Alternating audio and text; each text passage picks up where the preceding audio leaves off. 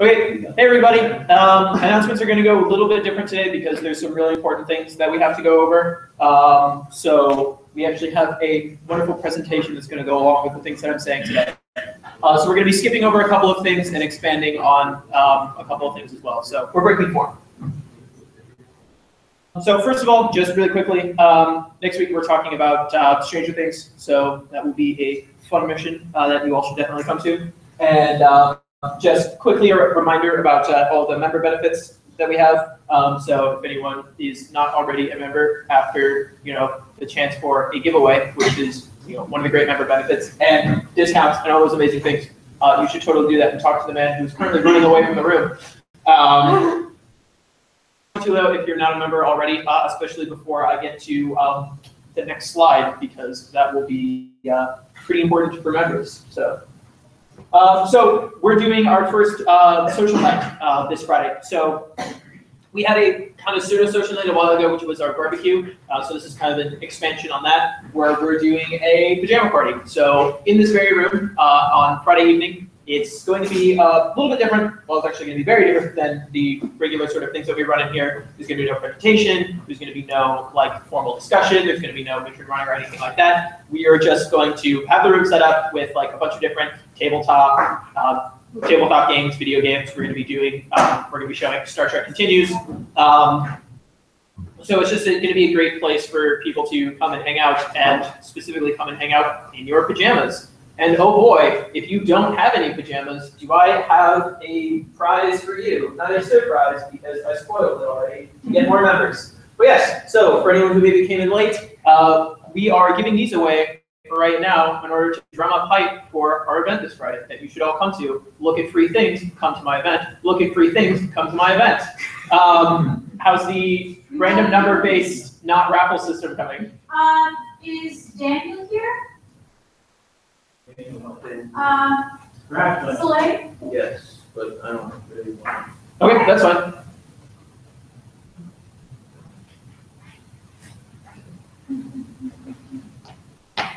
Happy? Ooh, do you want free pants? Hey! Yeah, come here, get free pants. Woo! Hey, congratulations. Wow. Benefit. And a free entry into something that is not a raffle. Remember, if anyone asks, this was not a raffle. This was a random number-based giveaway for members, not a raffle. Anyway, so yes, Star Social Night is this Friday, 7 p.m. to 10 p.m., right in this very room.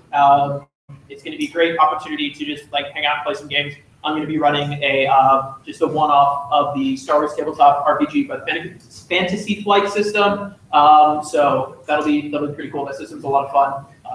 It's not too complicated. We can explain it really easily. And so anyone who likes RPGs, definitely come give that one a shot. Free cookies. Yeah, and free cookies. We're getting Insomnia cookies. We're getting a bunch of just free cookies for everybody. So yes, come for free food. So we have the Lightsaber Academy is coming up soon. Holy crap, Star Wars, you guys.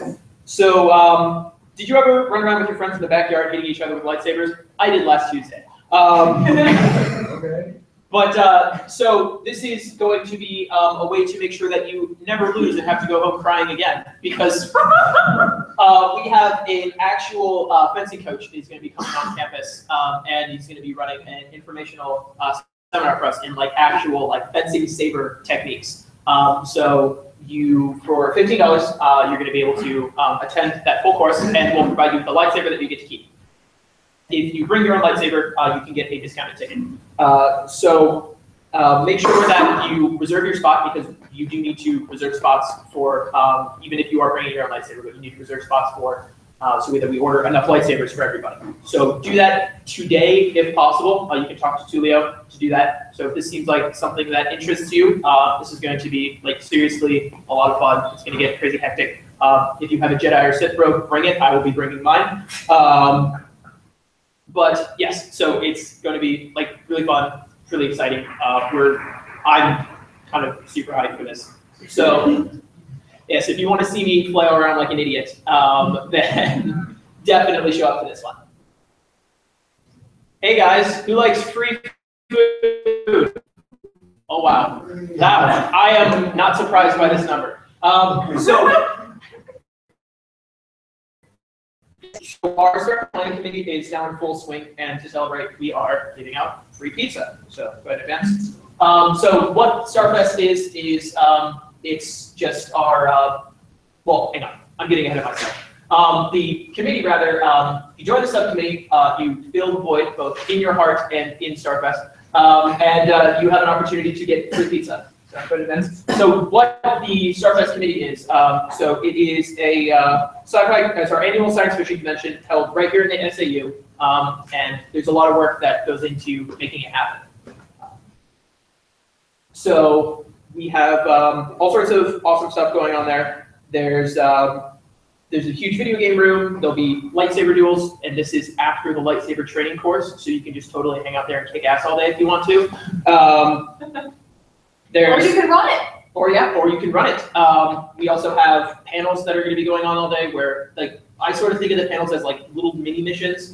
We've actually had several star panels become full-size missions. If anyone remembers the Brain Blast of the past that Abe and I ran, that started out as a panel at Starfest. So if you have an idea for a mission, but don't really want to fill the whole 2-hour star thing by yourself, or maybe you just kind of want to give it a try in front of or those types of things, then a panel is definitely for you.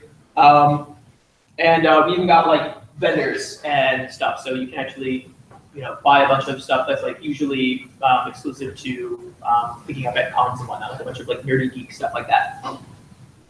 Also, free pizza is coming this weekend. If anyone wants free pizza this weekend on Sunday at 12 in the Mosaic Room, which is right around the corner on the second floor here, we're having a committee meeting to help plan Starfest. We're handing out free pizza. Oh, Freya has a question. Oh, yes. I'm confused. Is the pizza free? Yes, there is no price to pizza. You show up to the meeting, you get pizza. It's that simple. So what's actually what we're going to be discussing on the committee is that we don't just have a nebulous everyone sits down and go, okay, plan Starfest now. It's a very structured area where we have a bunch of subcommittees, each of them tackling one individual part of it, so you can join any subcommittees that interest you, that you can put your skills and talents to work at. There's we have making decorations. We're running if you couldn't tell by our fantastic images on this board, we're going for a sort of comic book aesthetic to it. So if you want to help us design or create decorations for that, there's a subcommittee for you. If we still have a lot of things that need to be put into more details. So if you have any great ideas for just fun things to do at a sci-fi convention, definitely show up to there's a subcommittee for that as well. We have a dance party at the end of the night every night, but that playlist needs to be, we don't just recycle the same playlist every year because that'd be boring. New songs come out, and we do like to put those on and remix it and do all sorts of cool stuff with that. So if you have a good musical library in your head, or just have an ear for some slamming beats, you can join the Cantina subcommittee.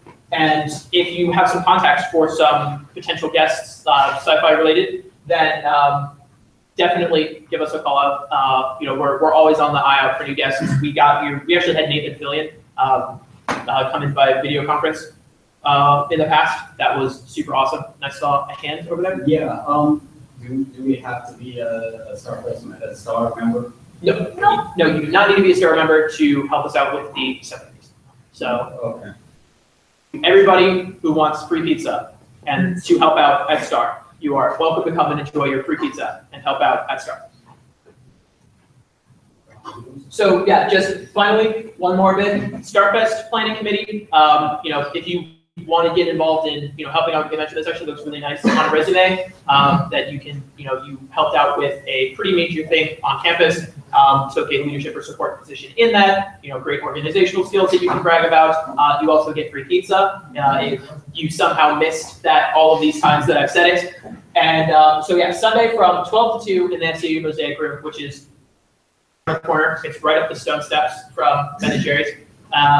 From 12 o'clock to 2 o'clock, that is in the afternoon. Yes, Julia? Can I put this on my resume if I help plan Starfest? Oh yes, you can absolutely put it on your resume. That, again, that shows organizational skills, leadership skills. ability to manage other people. And yeah, it just looks great, just as a filler piece. So for contributing with decorations, what is the communication process in discussing, in preparing for this upcoming Sunday? So, in preparing for this upcoming Sunday, you don't need to do anything to prepare. We've just split everything off into the subcommittees, but we have our full committee meetings on Sundays, which is why we are inviting all of you nice people to the Sunday meeting. The decorations are done through our aesthetics subcommittee, and that group typically, during group discussion with the entire meeting, we talk about different things that we would want with the superhero aesthetic, and then the subcommittee itself discusses, sometimes during meetings, sometimes they plan their own meetings. They also, last year they had their own Slack channel where they discussed a bit, like who would be making what materials and such. The StarFest committee does have a budget, so you wouldn't be paying out of pocket for any materials or anything like that. But we do need the manpower to make things. Like last year we had these really cool, our aesthetic was steampunk, and we had these awesome, gigantic steampunk, they were kind of like banners. We used them as big signs. They were made out of cardboard gears that we cut out of the construct.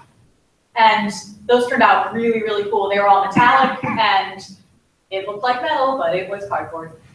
So that's fun, making cardboard into things that aren't cardboard. Yes, so especially if you're like a really thrifty sort of person, we would absolutely love your help, because thrifty is saving money, and saving money is great. Thank you.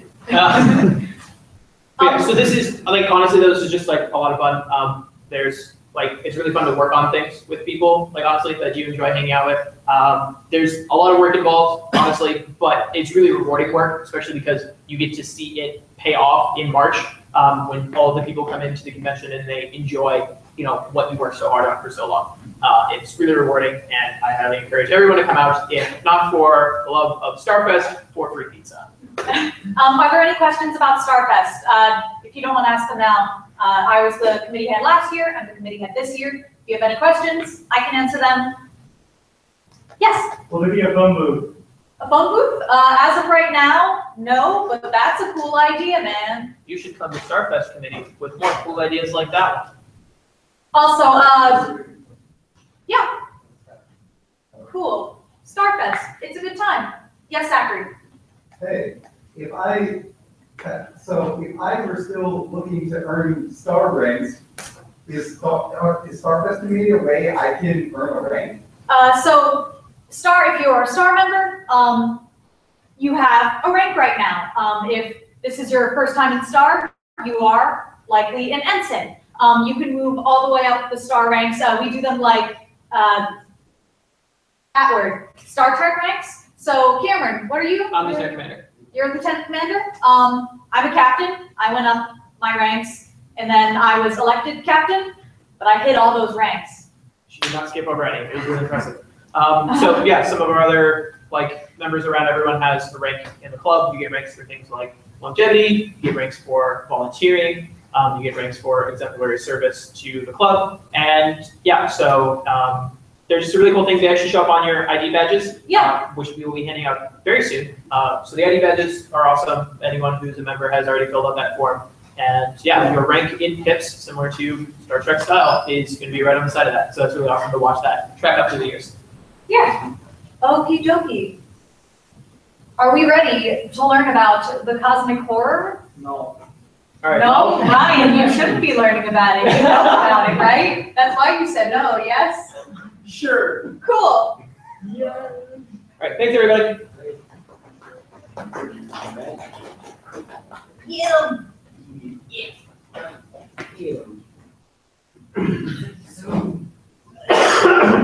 Sorry, that's the Eldritch Gods taking revenge on me. I know too much. Oh no, apparently not enough. There we go. All right, hopefully the star clicker works.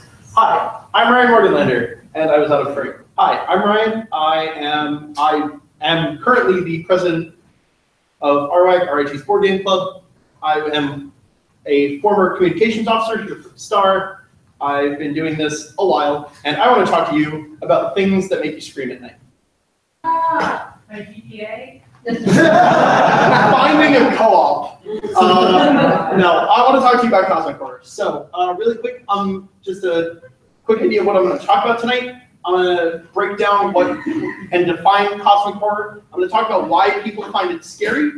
I'm going to talk about examples of cosmic horror, my own personal recommendations, and then we're going to talk about how a lot of cosmic horror elements get incorporated into other media. So I would love to explain what cosmic horror is, but I don't think I can do it as well as Pearl from Steven Universe. Stay with me. What's wrong, Stephen? I think I broke Ronaldo's heart. Oh, Stephen. Humans just lead short, boring, insignificant lives, so they make up stories to feel like they're a part of something bigger. They want to blame all the world's problems on some single enemy they can fight, instead of a complex network of interrelated forces beyond anyone's control. It's sad. And funny. Joke. That's it. I mean, that's really it. The core, oh no. The clicker stuff. The key concepts are, we mean absolutely nothing. The forces that are impacting the world in such ways are either impossible for us to affect. See also Loki's comments about ants and boots from the first Avengers movie. If we can affect them, it's going to take a lot of sacrifice and be nearly impossible. We're all going to die, or at least in the story, the protagonist is going to die, go insane, then die. And bonus is a really common theme called the brown note.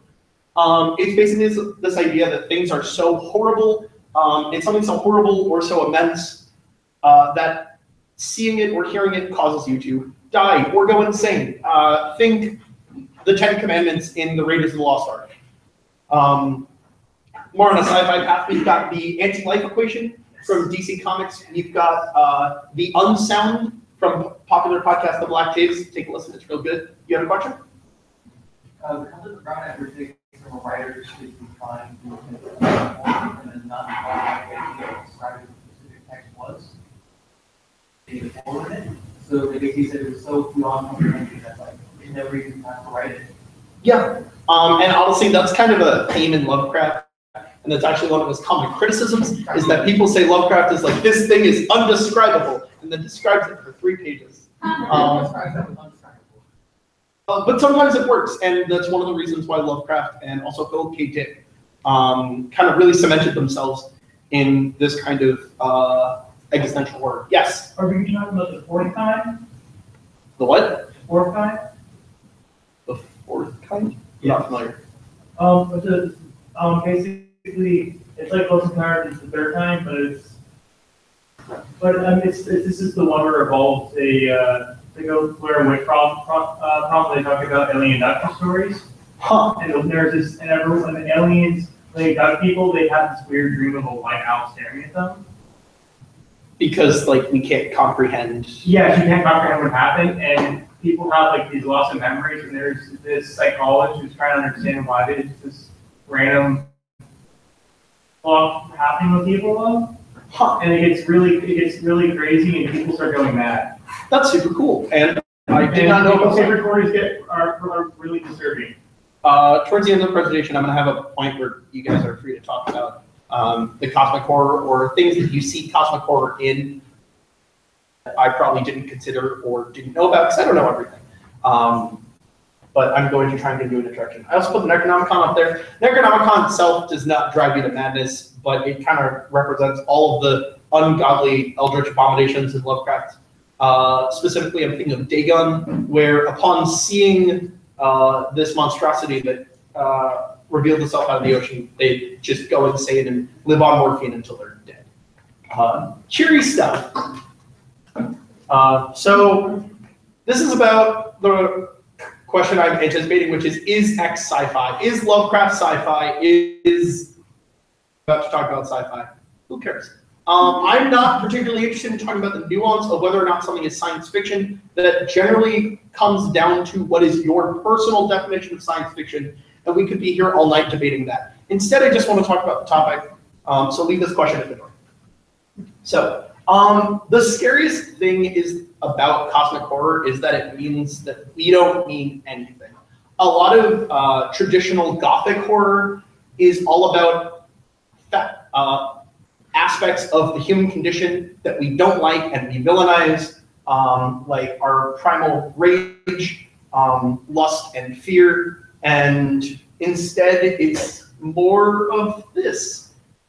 This doesn't mean anything. Nothing we do means anything, except with a giant space monster lurking in the back. So that brings us to Lovecraft. Lovecraft defined the genre. He was not the first to write in this nature, but he was the one that kind of defined the genre.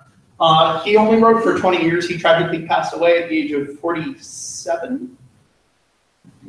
And the key works of his that I would recommend are Dagon, Call of Cthulhu, and the Mountains of Madness. Call of Cthulhu or Mountains of Madness are some of his longer work. He primarily did short stories. My favorite short story, which has nothing to do with cosmic horror that he wrote, is The Terrible Old Man. Look it up, it's a fun read. He was primarily inspired by The King in Yellow and that kind of collection by Robert Chambers, which touches on a lot of the stuff that Lovecraft in his writing, the fear of the unknown, the fear of change, and the fear of insignificance, the fact that there's outer forces working beyond our control. He also inspired popular authors like Philip K. Dick, including my favorite cosmic horror story, which is Faith of Our Fathers, which takes place in a world where China has successfully conquered the world, and a revolution seeks to understand the true meaning of the leader, of the emperor, and it's not what you think. Sorry for going BuzzFeed there. It also inspired a really great cosmic horror piece from Japan, and this is going to get a teeny tiny bit graphic because I wasn't sure how to represent it without taking a page right out of the book. This is Uzumaki. From Uzumaki. That Uzumaki. There we go. Sorry. Uzumaki is, it's telling one long story, but in it there are small factions, and they're all about spirals. And they're all about this one spiral that kind of consumes a village in different dark, twisted ways. The author, I can't think of his first name, it's Ito, it's his last name. He specifically referred to Lovecraft when asked what inspired him to write this, specifically the feeling of this community that's being driven to madness by an outside force. It's a little less cosmic than horror, but it's still really, really unsettling, and I highly recommend it. So, let's talk about elements of Lovecraft that we see in our fiction. Here we've got world leaders, the idea that there is kind of a force in the universe that consumes galaxies and are unstoppable. Now, because these come from comic books, they are stoppable because the good guys have to win in the end. You see Galactus from Marvel, who literally goes around the universe and eats planets. And then we've got the Anti-Monitor from DC Comics, which consumes entire universes. Now, both of these are defeated, and it's actually really interesting kind of the different ways the companies decided to take their galactic forces of destruction. At this point in Marvel continuity, Galactus is not considered to be a villain the same way he was when he was first introduced. Instead, he's a force of nature, like a hurricane. And his herald's job is to kind of avert his path of destruction from kind of the more populated world. You had a question? Well, no, but it's a nice, I don't know if you were about to mention it, but Galactus, I don't know if they're turning it around with Legacy, but during the Ultimates, when all different Marvel began, Galactus became the giver of worlds. He became almost as if he was giving back the worlds that he had eaten. The ultimate somewhat like reverted his machinations, his own internal processing system. And now, and I don't know if it's still happening, but he became a giver of worlds. That's really interesting. Yeah, he had a yellow hue to him as opposed to indigo, violet. That's really interesting, and that kind of goes into what I was saying with Marvel, how Marvel's like making him more of like a cyclical force of nature in the same way that a wildfire will destroy a forest, but all of the ashes provides nutrients for new life to grow. Order and chaos, order and chaos, the personalities representing them actually were like against him. Both of them were against him for being this, and he wrecks them as this force. He puts them in their place. Yeah, it's pretty awesome and pretty overlooked. I mean, can you blame Marvel's pumping out books? I mean, but yeah. I'm not super familiar with like the Ultimates line, so I did not know that. Thank you so much. It was pretty cool. I only have one issue of it where he goes up to the Molecule Man discussing quantum physics. It's pretty great what was done with what Ewing did with these characters. Taking a total 180. DC kind of doubled down on the idea that Anti-Monitor is a villain. They used his corpse to create kind of a basically a world-ending machine, like a literal machine that was an Infinite Crisis. And later they inducted him as a member of the Sinestro Corps, which are literally bad guys flying through space with rings that make fear. So DC is not currently doing anything. They've kind of shifted their focus right now to Watchmen. Oh yeah, but yeah, there was the Dark Side War where the Anti-Monitor and Dark Side were at war with each other in 2016, and the Anti-Monitor actually kills Yuksats, the embodier who embodied the power of Dark Side, who was the original Omega Force upholder, who was often identified as Dark Side. He killed him with the anti-life equation, and then, long story short, the successor to Dark Side, the upholder of anti-life, a daughter of the Amazons as well. I know it's a lot to take in. Then killed the Anti-Monitor. It's pretty interesting. So they've definitely like downgraded the Anti-Monitor from this being that consumes universes into another Anti-Monitor. Yeah, Anti-Monitor. Well, yeah, but still. Oh. Like I said, but we're going to move on to letting me get away with this. I'm going to talk about Magic the Gathering. They didn't know, that's how. So on my left, your right, the Eldrazi, which, there we go. This is an Eldrazi. It is a, oh hey John, just in time, I'm talking about Magic. In the world of Magic the Gathering, they exist an outer plane that we cannot comprehend. And this is merely a subset of their form that we can see. They show up from plane to plane, which are essentially dimensions, consume all life and move on. They exist in something called the blind eternities that we don't quite fully understand. You can see the parallels. They also just look straight out of Lovecraft. Specifically in a recent set, one of the Eldrazi gods showed up and drove the entire universe towards madness before locking itself away because it wasn't time yet, which was a really spooky cosmic horror twist. They're also more of a force of nature than an entity, which is more in line with Lovecraft. Specifically, there's a lot of fan theory going around that they destroy worlds. So they don't destroy worlds so much as they recycle worlds, because in the story, yes. The whole world works madness and steal itself away because it wasn't time yet. So it has absolutely massive cosmic power, but it still can't tell time. No. So you asked for this. So in the story, one of the characters, her plane was brought to near destruction by the Eldrazi. She planeswalked away, went to another dimension, asked planeswalkers being super powerful wizards, almost gods that can traverse dimensions. Asked another planeswalker, you said you'd help, why didn't you help? And he said, I was busy hanging out at my house. I'm defending my house. So in retaliation, she summoned the cosmic horror to his doorstep. Which drove the plane to madness, and then the cosmic horror went, maybe later, and sealed herself away on the moon. Magic is wild.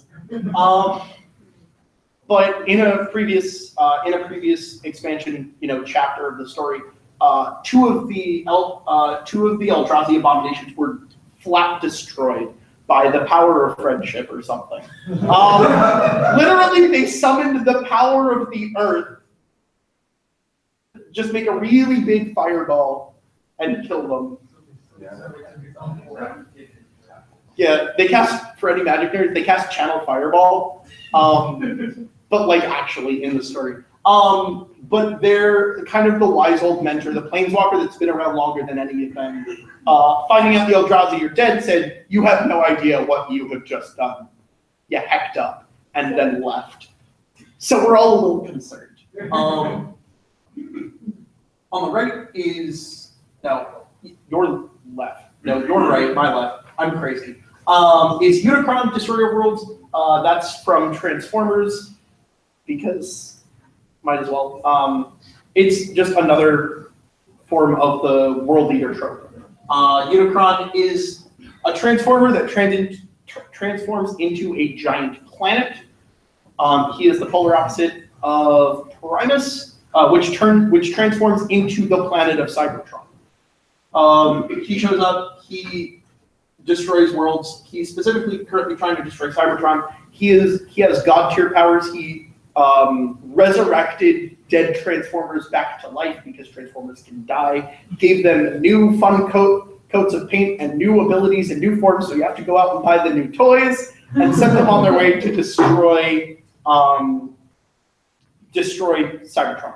Also new names. So like you're not buying another Megatron, you buy it in a Galvatron. Yeah, you can't buy. Also, they had to change Megatron because at the time, the toy that was sold is just a literal handgun. Megatron, the toy Megatron turned into a literal handgun that looked concerningly realistic. So during the movie, Hasbro had him turn into Galvatron, voiced by Leonard Nimoy, and he transformed into a cannon instead because that's more child-friendly.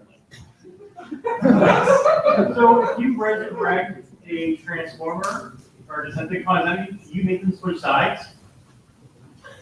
Hypothetically. So, the life of a Transformer, like, for a Transformer to be destroyed, you have to destroy their spark, which is like their soul exists in their chest cavity.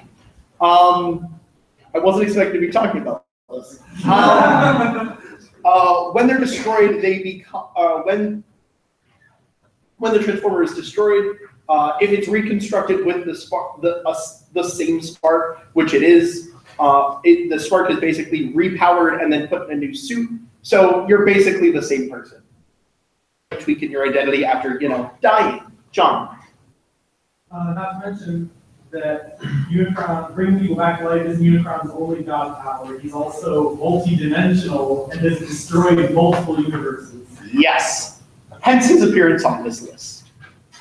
What's up? You mentioned Megatron transformed into a gun. If Megatron transformed into a blaster, could it be usable? That's a question for the HVZ mods, which I am no longer a part of.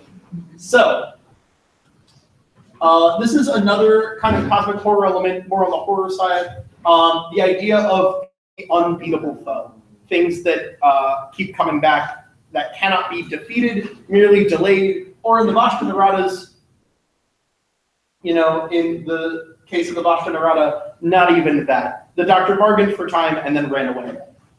You can also see that in the Borg, where you can't really beat the Borg. You can beat the Borg, and then they come back better and stronger. This is also very similar to Doomsday, the original Doomsday. Now he's just another big bad. DC, what are you doing? I mean, that definitely taps into the more horror of you're only delaying the inevitable. Yeah, I don't know what that movie was. Anyway.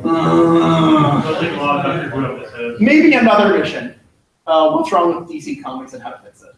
It's So, mostly the films. The comics, I think, are doing well. Rebirth.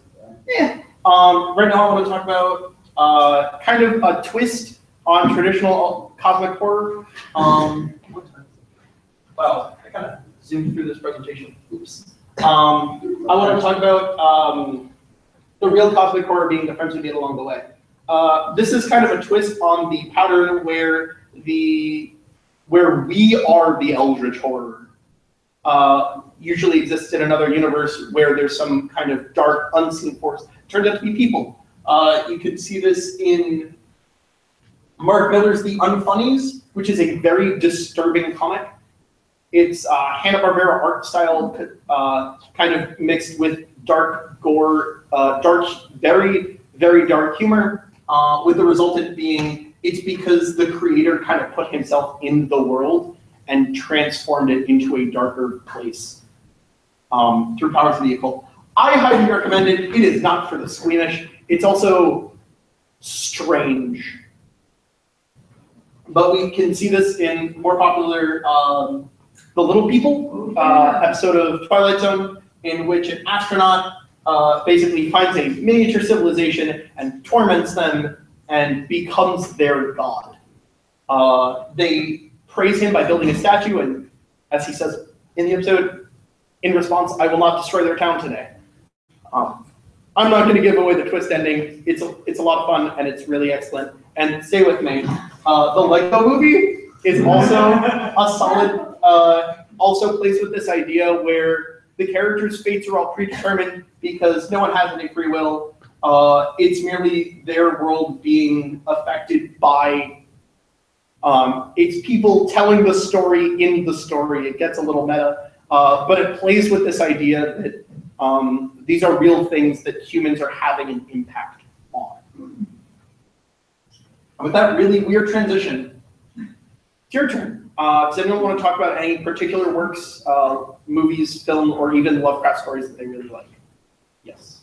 I personally find comic horror to be the best when it's not about being terrified in your life, it's more about being investigating a story, about comprehending something that has like I mean, to me, it's at its best when it's kind of, like you said, kind of the Icarus too close to the sun, where as you accumulate knowledge, you get a glimpse of what the true universe is like, and they're driven to madness. I think that a problem with a lot of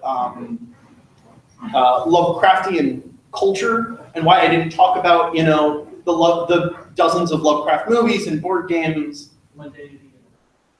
Exactly.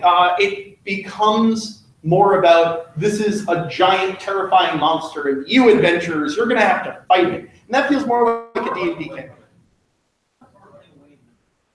I mean, I'm like in board games. Oh God, I cannot remember the name of the movie. It's more plays for last, but they do go up against Dagon and win, which is absolutely ridiculous. I can't think of the name of the movie. It wasn't like a direct adaptation. It was inspired, and that's a lot of what we see. A lot of Lovecraft board games are all about sealing away the Elder Gods, or the Elder Gods wake up and you effectively fight them, or you lose. And that feels disingenuous to the genre. Yes? Would you consider Doctor Who? There are a lot of elements of Doctor Who that play with cosmic horror. I referenced the Boston Errata earlier. There are certainly a lot of scenarios. So I almost... There's early episodes and plotlines the Doctor literally is the monster. That's true. You could and that's definitely reoccurring. Is that as the Doctor, like the Doctor at some point the Doctor exhibits his power more and more and more to the point where he's considered to be a monster, and then it comes back down and gradually increases again. Doctor Who also incorporates a lot of what I like to call the alien god, where it's an alien that's so powerful that it's basically a god. See also Q from Star Trek. I'm going to incorporate that, but I realized that could be an entire presentation on all of the different kind of versions of that. Yes, Zachary. There once was a who got invincible and Tyson was confused. Fair enough. I did ask for haiku. That's fine. Also on the Doctor Who note, independent of the Boston Rada approach to cosmic horror, Extremis from the most recent season. I have not seen the most recent season. Please elaborate. Okay, does anyone mind spoilers for season 10 of Doctor Who, episode 6? Okay, so the story is, it starts off with, there's this sort of wacky start to a Doctor Who episode where suddenly the Doctor's normal day-to-day activities are interrupted because the Pope needs his help. And you're like, this is a bit weird, but sure, he's Doctor Who, he's off his last season, what are they going to do, fire him? Yes. So as it goes on, they realize that there are these weird portals that lead to this room with holoprojectors. What they eventually realize are holoprojectors that are projecting these 3D realities. So they jump into one and see like it's a recreation of their world. And they find these scientists, I think it was at CERN or some other similarly, that there are smart people here, and they are all getting ready to kill themselves because of something to do with random numbers. Go back and they're like, huh, these are all projecting, like we can only stand in front of these hollow projectors, we can't see what's behind them. And then one of the guys, one of the companions reaches over the hollow projector and he disappears when he's not in front of the projector. And then over the course of the episode, they start realizing, like, they realize that the people in all of these realities are killing themselves because they're starting to realize none of them are real because of the flaw they find in the program. And then the Doctor realizes his companions aren't real. And then the Doctor realizes he's not real. Wow. Yeah, no, that's kind of hitting it right on the nose. Time is an illusion, or what does Bill Cipher say? Time is an illusion. Time is an illusion of the universe. I go by. Exactly. That's definitely that's actually a really great example of cosmic horror. The idea of learning that nothing means anything literally because you don't exist, which can also get super meta. Yes. Okay, guys, can we keep it down for a sec?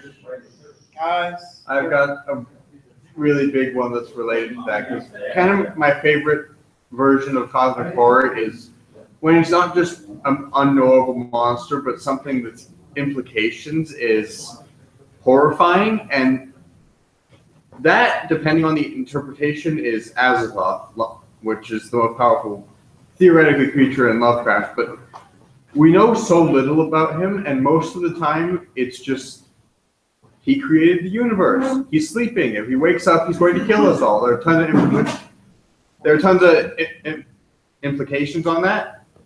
The one that I stick onto, though, when thinking about it, is what if he's just a creature in a normal universe and he's just sleeping?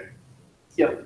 We are the dream. We exist. I was thinking like we exist on top of this snooze button. We're the dream. Yes. Huh.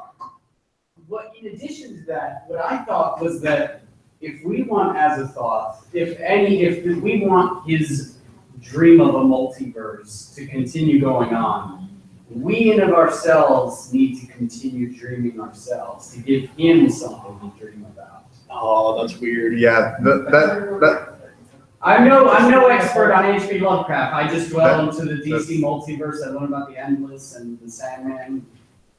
Yeah. Sandman by the Neil Gaiman run of Sandman is also a really sweet. It's not explicitly cosmic horror, but it definitely has a lot of the themes of like the universe, this kind of human insignificance and multiverse implication. John. Okay, so I'm gonna pitch an idea to you, and I want to hear if you think it qualifies as cosmic horror. All right. Okay, so a group of characters exists in this universe, and they have a religion, and they go through this whole story, believing that their God in their religion is real, and they do all their actions in their story for the sake of preserving. I know exactly what you're talking this about. religion. Until at one point, they find that this god has been killed and replaced with an ultimate evil. Feel that the entire universe exists inside a giant 40 million foot tall robot. Oh, what are you referencing? My uncle. Oh my God! So, I mean, well, really, it's all about the atmosphere and what they do with that information. In the same way that Lego Movie isn't really cosmic horror, who would have thought? There's a couple of pieces. There's a couple of pieces of media that are actually really great that play with the ideas of cosmic horror, but I don't want to talk about them because spoilers. But if I mention them, that too is a spoiler. What is? Exactly. This is my problem. So, Blanket, are there any anime that people are concerned about me spoiling? There we go. I can't say it. But we're gonna talk about Bird Manga? No. I'm going to talk about Madoka Magica. Are there any objections? All right, cool. So, for anyone who doesn't know, Madoka Magica is an anime, is a magical girl anime where, I mean, it's an anime about magical girls, but yeah, it turns out that their mentor, kind of the Zordon figure, is an interdimensional being, a hyper-advanced alien that are harnessing the power of these magical girls to sustain the universe. And they take this energy from these girls. It's basically their emotional energy. So to accomplish this, they give them wondrous magical powers. And then when they die, they become dark creatures of death and destruction. What? Yeah, they shatter their minds. They shatter their souls. Their souls become too dark, and they become eldritch abominations. Yeah, it's kind of amazing. I'm just kidding. It just is amazing. I highly recommend it, even though I just spoiled it. There are still some.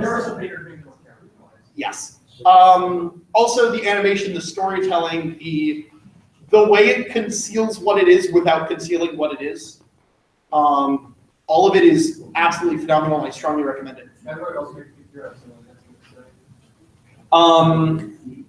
Specifically, I wanted to talk about the existence of the mentor figure, the incubator. As far not only is there this insignificance, it's also specifically they're using as batteries. They compare humans to cattle that they are harvesting for their energy. And what I thought was really interesting was the indifference. The fact, I don't understand why you're so upset about this. It's just the natural way of things. Yeah, like they don't have human emotions as far as they're concerned. We're nothing, and that there are no feelings to be hurt, and it's super awesome. How do people feel about contemporary movies written by Joss Whedon? All right, I want to talk about Cabin in the Woods. Okay, does anyone care about spoilers for Cabin in the Woods? Because Cabin in the Woods genre is a spoiler. It's more of an action movie than a horror movie, but it has a lot of cosmic horror elements. Going into my last part of the presentation, it's about us. It's a metaphor for us being the Eldritch Horde. Within the universe, every year, each part of the country prepares a sacrifice for the gods. And if the gods don't like the sacrifice, they will destroy the world. In order for the gods to be appeased, they have to fulfill certain conditions that vary depending on what country you're in. The Japanese version of the sacrifice is small children being terrified by an otherworldly demon. in the same way that a lot of traditional Japanese, like a lot of horror movies exist in Japan. In America, it's 5 teenagers, the fool, the virgin, the slut, the jock, and the brain. And these teenagers have to go, what? I love the Power Rangers movie. So these teenagers have to go to a specific location of their own free will, despite warnings, and set into motion whatever horror that's going to kill them. And all of them have to die except the virgin, which may or may not die. Now, this can accurately describe the Texas Chainsaw Massacre, Friday the 13th, Halloween, Nightmare on Elm Street. And then in the movie, they confront the organization that's doing this, and it ends with everyone dying. I don't mean the characters, I mean everyone dying. The ritual fails because they make the decision to, the children learn about it and decide to fail on purpose because they have the opportunity to fix it, and they don't. And then a hand reaches through and destroys it. But what's happening on a meta level is that this is talking about the horror movie industry. The gods are we, the consumers, who are watching this. And if a movie doesn't hit certain notes and doesn't, complete the ritual, then we're going to be dissatisfied. Again, but this is like the general audience. I know a lot of people, especially at this point, have gotten tired of the traditional horror movie genre, like a lot of the horror movie tropes. I've been recently watching a lot of horror movies, and it gets boring. So I honestly think that like modern cosmic horror, Cabin in the Woods is pretty solid. Also, fun bit, I will personally give a solid high five to anyone who can correctly pronounce the elder god that has all of the tentacles in front of its face. No. What? Hold on, raise hands. Yes. All right, I told you. But yes, it is correctly pronounced Cthulhu. It is supposed to feel wrong on your mouth when you say it. Yeah. But it's also a lot of work, so I just call him Cthulhu, because everybody knows who I'm talking about. Yeah, fair enough. All right. So, is there anything else that anyone? Yes. Hey, Cameron. Yeah. You know that, Oh, yeah. the new Stephen King movie, is that a cosmic horror? So. Sort of. Yeah, sort of. Yeah. It delves into the idea that there are forces beyond. There are forces beyond our understanding, where Pennywise is actually fundamentally like an element of destruction. It's like the thing that created universe corrupt. Yeah.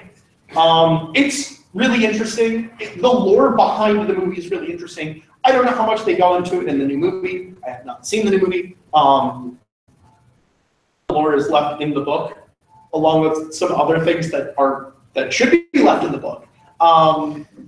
So in a way, Stephen King also plays with this idea there are forces beyond human comprehension or human, like the ability for humans to kind of interact with. What's the other one I'm thinking of? I'm thinking of Maximum Ride, where all the machines come to life, which is not strictly cosmic horror, but it definitely has that feeling of there's nothing we can do. And that kind of feeling of inevitability is really integral to cosmic horror. Anyone else? Yes, sir. So I've been holding on to this since back over there we were talking about the universe being created arbitrarily by some great being and could teach goodness at any time, and your time started heading back in that direction. Hitchhiker's Guide to the Galaxy, which has various takes on religion, but one of them is the people on the planet Vilpodal 6. The ones who believe that the universe was everything was sneezed out of a creature known as the Great Green Horrible Creature. It came to be. And we will one day all be destroyed by the coming of the Great White Handkerchief. Now, all I can think of is Pastafarianism. Pastafarianism. That was not an accident. It wasn't counted by him moving the appendix. Fair enough. But we made what if we were all to establish the notes of the Great Train Marvel's future, then we are just waiting to be cleaned up by the coming of the Great White Future. Well, it's nice to know that like the Great Universe is very nice. I mean, a lot of science fiction, especially leaning more towards a comedic sense, like to play with the idea that we don't actually mean anything. Anyone remember Men in Black 2, unfortunately? Oh, God. I remember that. I'd say it's a spoiler, but who cares? At the end of Men in Black 2, the movie Men in Black 2, they open a locker to reveal that an entire civilization exists within that locker. And then at the end of the movie, it reveals that our galaxy exists in a locker. In a giant locker, in essentially an alien train station. That's the end of one. It seems that. It's both. They do the same thing. No. Yeah, no, they do this. It's very similar in. Can we just all agree that that is a comedy series? Yeah, I mean it's science fiction comedy. Oops. What's up? How about learning your entire universe is the power of Electron's car? Oh, God. No. I've been talking about Rick and Morty and Cosmic All right, so Rick and Morty, Cosmic Nihilism, not so much Cosmic Horror. Hope you had a good time. Oh, just call me back when you're done. No spoilers, I promise. Wait, how far are you? We're talking about season 2. Specifically the episode with the Miniverse, Microverse, Tinyverse. Yeah, that one. Yeah. Also, the idea of kind of like a God that exists beyond our comprehension, and more importantly, what we do with it can also be shown in Get Swifty with the potato heads, because we can't really interact with them. But again, that's leaning more towards the idea of like false gods, and maybe I'll do a whole presentation on those. Introduction to Science Fiction Gods. Sounds neat. I just got a thumbs up from the captain, so maybe. All right. Don't take my hand gestures as law. I mean, no, but it's an encouragement. Whereas if you gave me the thumbs down, I wouldn't bother. Like Julius Caesar. The comms officer also gave me a thumbs up, which is weird. I want to be included. Well, my roommate gave me the thumbs down, so I guess I'm just gonna leave. No. Is there anything else that anyone would like to bring up, talk about? Anything? Starla, you don't count. As a writer of logical fiction and player to and other horror and art horror and all the time. And I can't remember what the other games. Mansion to Madness. Maybe not that like that. What the idea is I remember like a lot like it's more about being interesting mythos instead of being about horror, because most times insanity is more of an excuse why you can't look at it longer. It's less of an excuse, more of an excuse for it to be like have less detail and be more impactful, and that the idea of being insignificant is more confused depending on what you actually can do instead of actually what you are. Because a lot of things in like this movie still make sense, just to say it's not making sense because they have logic. And if they don't have logic, it's like I guess most basically a human idea of logic, so it's more like based on how we understand things, how they understand things, and they can't link for the sake of being like improvements to the entire thing. So it's like, but then also when you have like a giant organ type that has like types that are shaped like faces, you don't get the idea of already said behind that. Like it's only like made by a physics person, scientist, or like military technology, like that's a party page. And like it you get kind of portal ability that have together. So it gets interesting where it's more about being an investigative kind of thing, and then being the insanity part is less, is more just accused how long it can do instead of being how much. So you're saying that it's more of an emphasis on like the investigative kind of nature of a lot of the stories, like the slow reveal. The vastness and then like the vastness and then like slow reveal, like the because usually it's I'm also in fact called to it, where it's like all games were based on like Dungeons and Dragons, so like it was more based on like people we sent characters they would die in something, and it was like, and then it became more of like they didn't report on investigative games, and we had to fight, you had to make sure you had to fight, because usually you had to fight a monster, it's like a giant thing, and a giant carpet foe, and you only see them. Yeah. That's an actual thing. Oh, absolutely. I have a lot of friends that played the Call of Cthulhu tabletop game. I have not yet, but I really want to. If somebody knows a GM, let me know. But I definitely agree, and that's why one of my favorite stories in all the mythos is Dagon, because we kind of go on that journey of the very slow repeat. It opens with "I will be dead" by the time you're done reading this, and then kind of moves into like this is the immense, unthinkable shape that my horror has taken. That like I realize my insignificance, the cosmic insignificance, and now that I've run out of morphine, I can't tolerate living anymore. It's also the big room. Okay. A Call of Cthulhu module was actually like the story of like starting, I think. Like, and that was like made like 6 years before we actually started with everything. Dimensional travel, especially with literally the way it flows, where it's like you start a presentation, and you go to like eventually like you find the military and then start in this like round game like thing and improves like in the PC actual sector, and then you go to the moon, and then you have a race, and also to the mind of the party member, and then you travel in time, and then you have like maybe kind of like. You also had like this weird city where like there's like you wake up an entire being great, you being like Halloween, there was like also this giant like mini Halloween pyramid, and you would find a single cycle and the sleeping places. So you open up a full story and capture you. And, yeah. I did not know that. That's really basically cool. the entire thing started. What's up, Joe? So there's a lot of existential cosmic horror associated with fourth wall breaking. Yes. There's my character who is no breaking fourth wall interaction, one who has no idea if they're in a comic or a show or whatever, and then it's just like, wait, what? I would honestly put that. There's definitely like a comedic sense. I almost want to call it comedic cosmic nihilism. The idea that I know that nothing means anything and you don't, and that's funny. But there is this existential horror with someone who didn't realize they were going to work hard, suddenly realizes.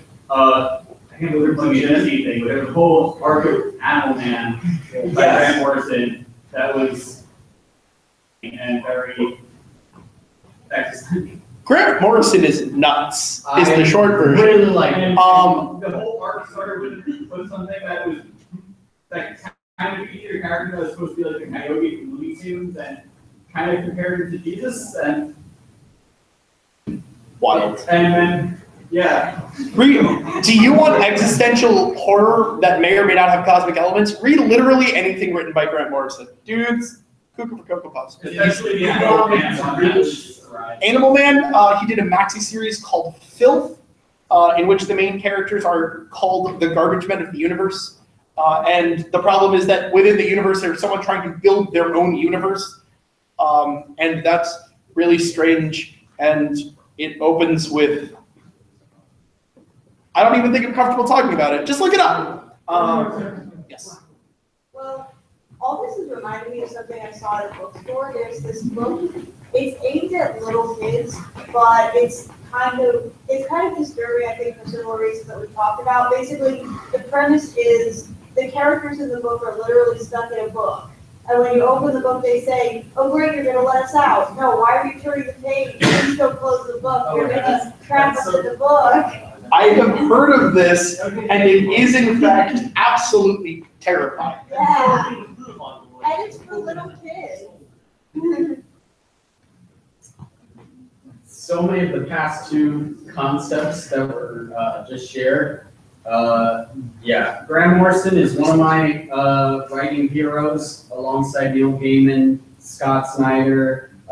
These individuals are the very reason why I'm thinking about switching majors from film and animation to independent study in comic books, because they essentially imply that dreams shape the multiverse, just as much as how I pointed out that if we want Azathoth to keep sleeping and continue this simulated dream, we need to dream as well, to give it something to dream about. And Graham Morrison touches upon this. He wrote the Multiversity and expanded upon the monitors during Final Crisis, where the monitors, as much as we could say that beings like the new gods, the gods of Olympus, the Hebrew deity Yahweh, known as the Presence, and even the Endless, the beings that are above everything in all of DC and maybe everything in all of fiction, for all we know, maybe just below Azathoth, are the monitors. Because they are so beyond any of those tangible concepts that we have to use such abstract analogies to describe what they do, in that they shape duality and they eat stories, and there is a collection of these monitors known as the over monitor, in which where it is basically the central hub of anything that can be thought of, the limit of thought, and it is the monitors have been portrayed as beings that sort of manage and funnel the ideas conceived by the beings of the multiverse, but they also feed off of it just as much as people who read these books may really like to pay for these ideas and contribute their energies to it, but also drain the life of writers and DC of continuity issues and tell them to just fuck with all of this multiverse building, just restart it all. And so maybe is our own downfall. I mean, it kind of reminds me talking about Superboy Prime. Yes. In the DC Comics, which was basically the comic book takes place in our world. Before the New 52. Yes. And I would say, because our world existed after Crisis on Infinite Earths. Yes, it did, because it was brought back in Blackest Night. Oh, yeah. I'm going to give the short version, Sure, go. Which is that someone grew up reading Superman comics, and then it turns out that he too came from a foreign planet and is basically Superman. And he is called Superboy Prime, and then his world gets blown up, and he gets trapped in the main line of the comics.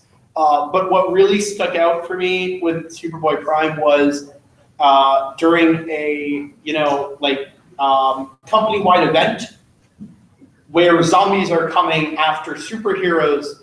He goes back to his world, and the zombies chase him, and he flies through the DC Comics headquarters and tells the writers to stop. Because this is what you're doing. You're making these things, and they're coming after us, and then half the writers get killed. I highly recommend the Blackest Night Superboy Prime comics. They're a lot of fun. It's 3 issues, I think. Yeah, it was a side stories to the big event. What's up, Zach? From Founded, did it share any writers with Deadpool killed the Marvel Universe? Killing the Marvel Universe is the hip new thing to do. Including Deadpool goes into Marvel headquarters and kills Marvel. After Deadpool killed Marvel Universe to Marvel Comics, where they are writing Deadpool killed the Marvel Universe. As they're doing. That idea of honestly, that idea of like self-insert, the writers are writing the story while the story is happening, is pretty popular.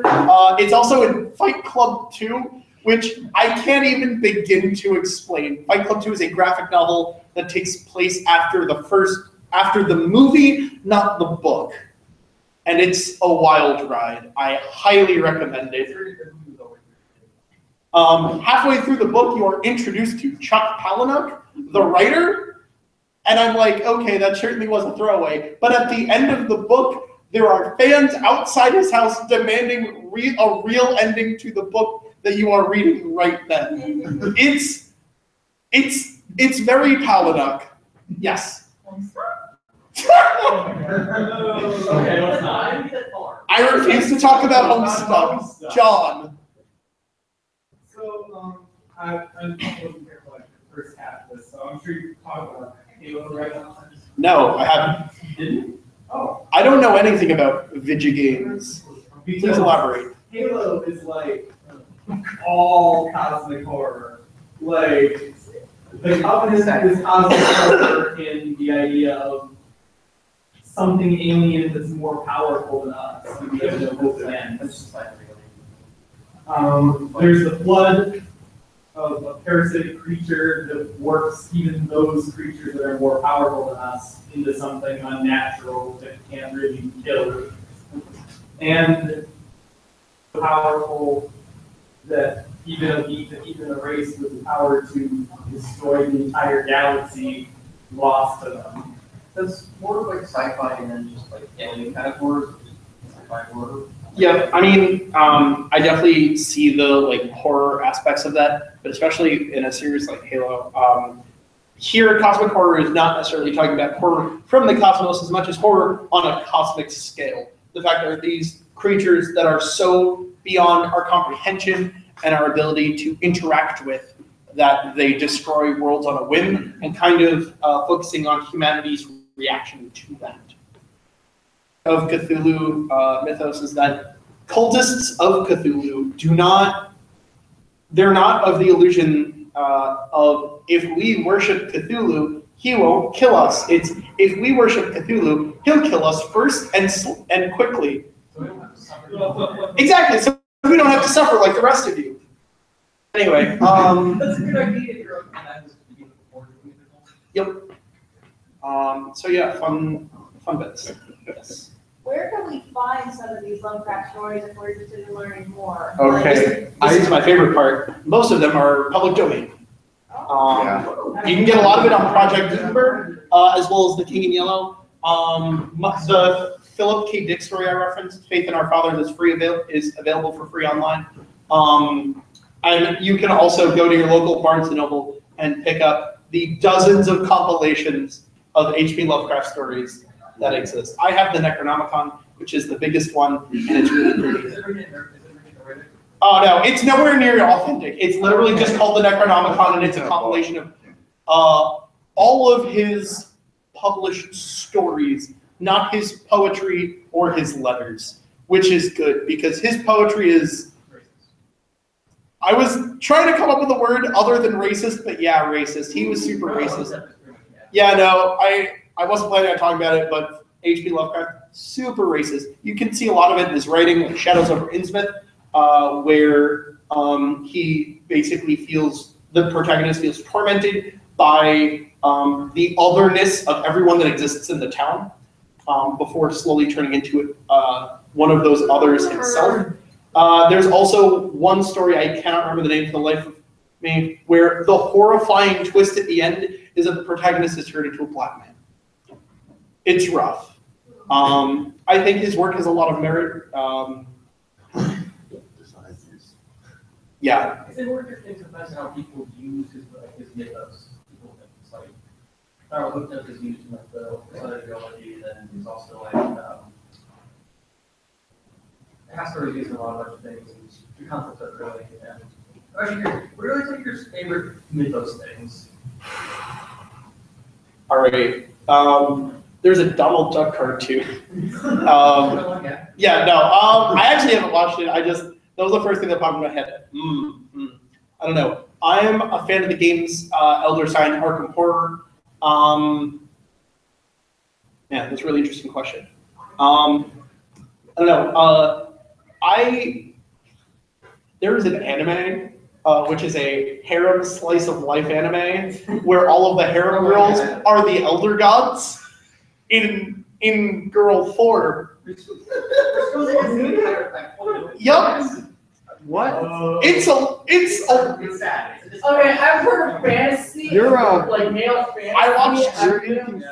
I watched the main girl is Nyaro-kun, as in Nyarlathotep.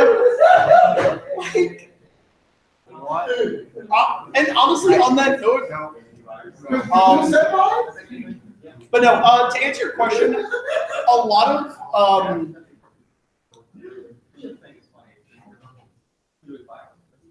but to answer your question, a lot of the stuff I like, the media I consume around Lovecraft is actually a lot more comedic. The thing about it is, like when you have something comparative, it's better to be positive because by then it's like if you're not important about why just laugh at how it is ridiculous. It's not even that so much as it's kind of I'm entertained at the perversion of this dark grim horror being turned into a comedy.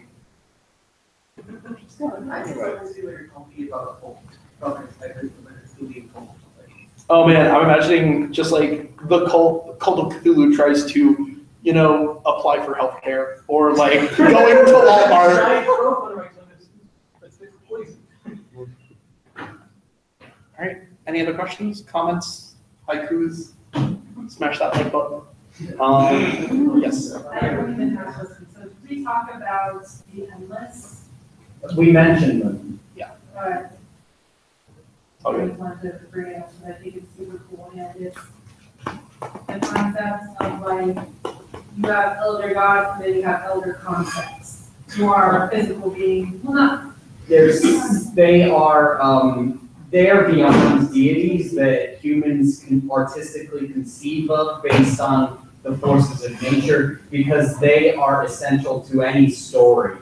You have to believe the gods are sustaining themselves based on belief. The endless are endless. Death is death. She's not an aspect of death like Necron, the Black Racer, the new gods. Death is death. These are concepts that transcend gods and mortals. They are the essentials of all storytelling and narrative, which is technically every universe. I absolutely love basically every different personification of death. I find it super interesting. Marvel's personification of death. What? Terry Pratchett did Death. Yes. Are you talking about Good Omens? No, you're talking about in Discworld. general.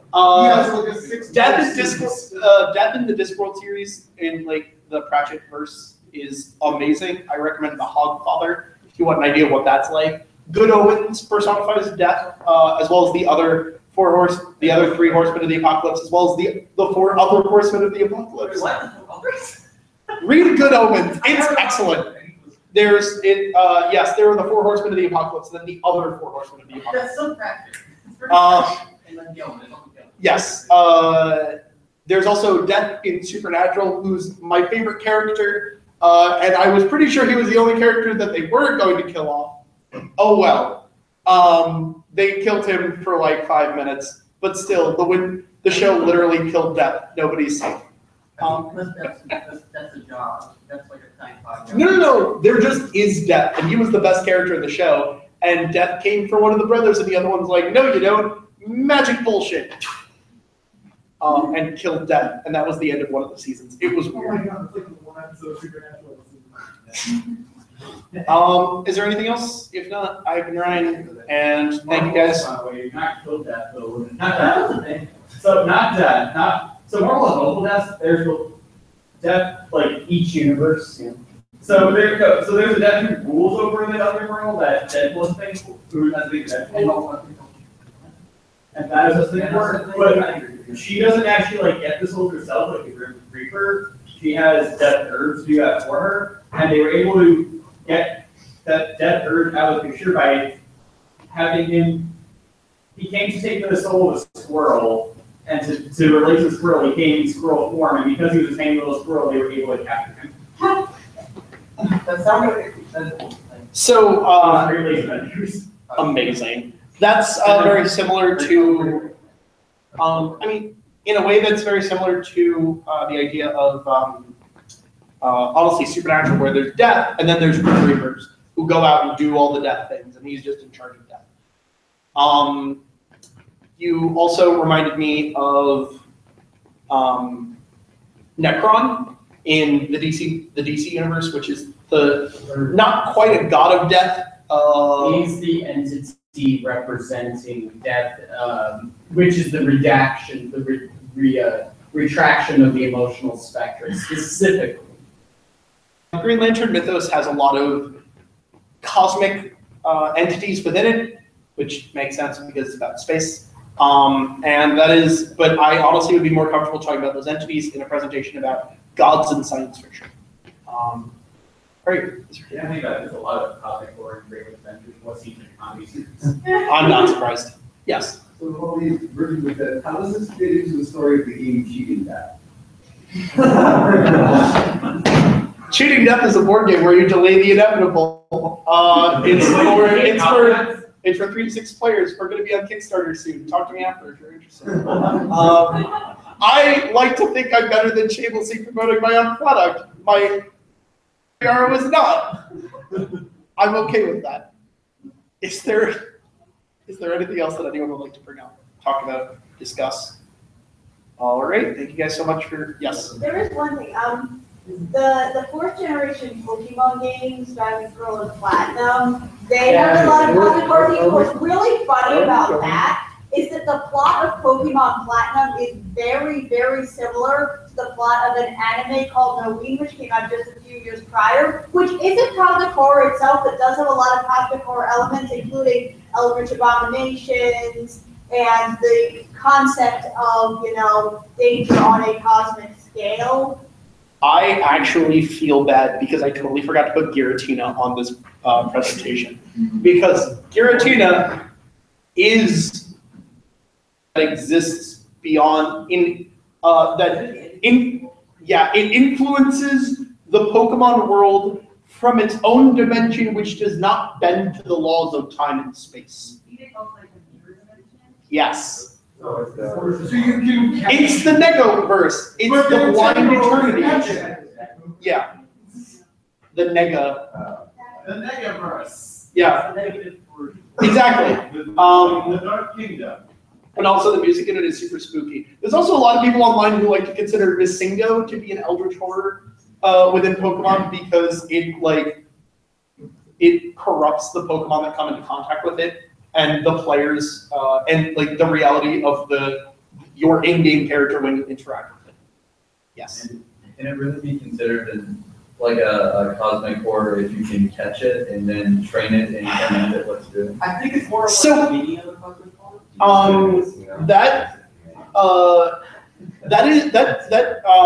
That question actually demonstrates the kind of dissociation between Pokemon lore and Pokemon mechanics, in which you can catch God, literal God, creator, universal creator of all of the Pokemon. You can just catch him. There are a lot of problems with Pokemon, which I'm sure were discussed in Pokemon and Sci-Fi ran last year by our very own Cameron Bages. Hi, Cameron. Cameron, did you talk about how in Pokemon you can just kind of catch gods? No, I stuck mostly to Pokemon that had like science fiction elements to them, and I definitely thought that Arceus was like not science fiction. Fair enough. It was funny because I still remember it was the first star meeting I went to, and it was funny. I mentioned Arceus, and then my friend Sean redirected back to Diglett. It just went back to Diglett. I hope that sort of answered your question, which is within the lore, I would definitely consider Giratina to be at least a little bit of a have a cosmic horror element. Although in the lore, I wouldn't consider Missingo to exist. John. You mentioned that you can catch the ultimate god creator of all Pokemon. Which one? I don't want to talk about it, Logan. I don't have Sun and Moon, and I have known absolutely nothing about Ultra Beasts. Please enlighten us.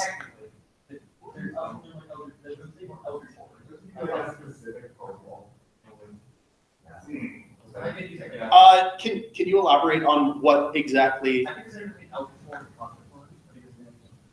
I mean, there's cosmic beings in cosmic horror. I think that eldritch horror is a specific kind of subgenre of cosmic horror. Yeah, with more emphasis on insanity and like in the It has 10 faces on its left arm. although that's more of like an aesthetic thing. But Logan, can you explain the Ultra Beasts a little bit?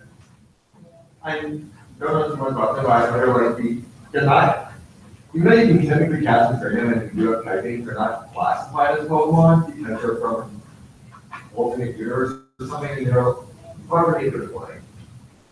I don't know if I'd really consider that to be like cosmic horror, so much as like cosmic presence. Yes. Like another thing that is like very cosmic horror that like I forgot to bring up earlier when we were talking about different types is that there's this podcast called Alexandria Archives. It's supposed to be like this girl is a radio host and she has her radio show at midnight at Alexandria University, which is known for being like spoopy and like very clearly like weird stuff is going on, like weird kind of cosmic horror stuff.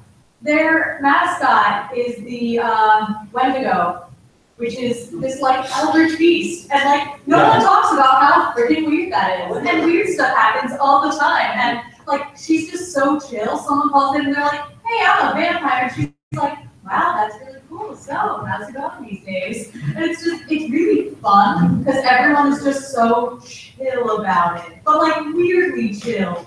So Good time. on the podcasts, I'm also going to talk about rabbits, which I can't believe I didn't put in this presentation. Rabbits is basically like they're the theory. What? Has nothing to do with bunnies, surprisingly enough. Rabbits. No, it's cosmic entities are trying to push the universe on the correct path and do so by implementing a video game, or not a video game, an ARG within the world. There's also a lot of dimension shifting. It's really neat. I highly recommend it by the same people who did the Black Tapes. There's also Kings Falls AM, which is, I consider to be Welcome to Night Vale, but good. Fight me, I don't care. Exactly, like Welcome to Night Vale, a lot of it is, isn't it funny, like this dark, disturbing thing is happening. So pack those raincoats, it doesn't bother us. Instead, The announcer is going crazy, sometimes he's chill about it, you don't know exactly. It's like, there's like the idea, it's like, I was wondering with the clues, if you know what's happening, you can't handle it, but even if you know it, you can't handle it. So Can't do directly. Kings Falls AM is in-universe radio show in the town of Kings Falls. There's two hosts, one that recently moved there and one that's always lived there. The episode begins normally, and it feels like a normal radio show, and then by the end, something really weird's happened, and the straight man host is like, "What is going on here?" And everyone else is like, "Don't worry about it." I'm like 4 or 5 episodes in. I highly recommend it. Nothing has really progressed, but like the feeling is a lot more interesting, and there's actual moments of I'm scared, or I am uncomfortable because this is concerning. John, you've had your hand up for a while. What's up? The time of year from Sonic Generations. We're not talking about Sonic the Hedgehog. But yeah, no, that's definitely on the list of world leaders along with Galactus, the idea of like someone consuming the universe. And there's not really much we can do about it until we use the power of friendship or whatever. The ultimate annihilator. It's Why did you want to end it with something good? Yeah. Other world leader I didn't add for all like one of you who's gonna get the reference. The Devourer from Adventure Quest. Much. Adventure Quest is a Flash. A Flash single player, a massively single player online RPG where you cannot directly affect other players' games, but there are events that the more people participate, the better you do. Where like events would only last up to a certain point because once a certain number of monsters were defeated, then everybody unlocked the boss. It was a neat concept. The game's bad, slow, grindy, bad animation. it tries to create this like prose, which is a lot of what the Devour Saga was, and half the time it's let's play a minigame where you basically punt Ewoks. Kick Twilly. All right. Anything else? Anyone else? All right. On that really weird bit of trivia, I will leave you. This has been my presentation. I hope you guys had a good time. Feel free to talk to me afterwards about basically anything, including my board game, Cheating Dad, hopefully coming to Kickstarter soon.